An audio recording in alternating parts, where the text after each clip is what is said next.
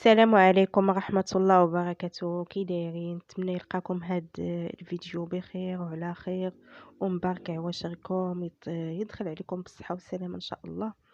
في هاد الفيديو غادي نشارك معكم الاجواء ديال ليلة 27، واحد الاجواء اللي هي غزالة بزاف غادي نشاركها معكم. المهم هنايا بالنسبه للتحضيرات، هنا وجدت واحد جوج كيكات. هذه وجدتها بالكريمه ديال الليمون، وحده درتها بالتفاح، جاو غزالين بزاف. ما صورتش لكم الوصفه كامله. المهم هنا هذه ديال التفاح، هنايا راه سبق ليا كنت شاركت معكم نفس الكيكه، شاركتها معكم في القناه، كتجي غزاله بزاف وخفيفه.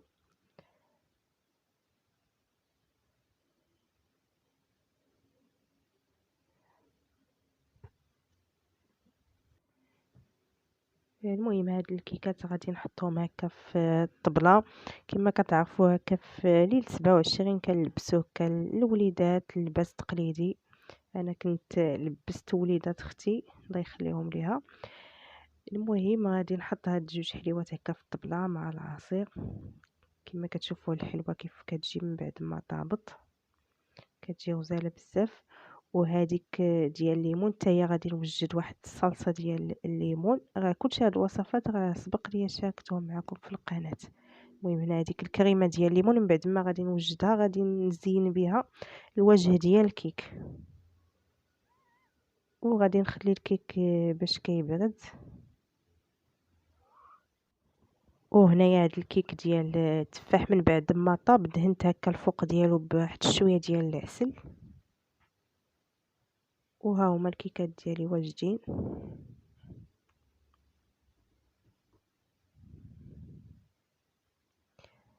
جاو غزالين بزاف ولذاذين. صافي. وهنايا الكسكسو وجداتو ماما، واحد القصعه جات لذيذه بزاف، دارتو بالتقليه. هذه هي القصيعه. راه كسكسو ضروري منه هكا في الليله ديال 27.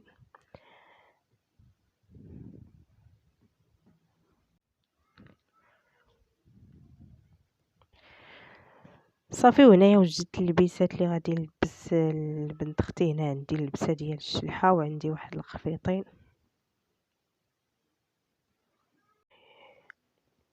وهنايا الكليسه وجدت ليها الكليسه فين غادي يجلسوا. كليسه تقليديه غزاله بزاف. المهم فرحت الوليدات هكا. وهنايا عندي المكياج حتى هو. المهم ها هي الطبيله من بعد ما حطيت فيها دوك الكيكات اللي وجدت حتى واحد العصير هكا ديال الليمون. صافي. وهذه هي الكليسه. ايوا المهم دوزنا وقيت زوين، فرحنا شويه مع الوليدات. ونخليكم مع الاجواء وتشوفوا هكا اللبسات اللي لبست الوليدات الله يحفظهم. ونتمنى يعجبكم الفيديو. ما تنسوش اللايكات والتعليقات وتشاركوا الفيديو ديالي مع الاصدقاء ديالكم.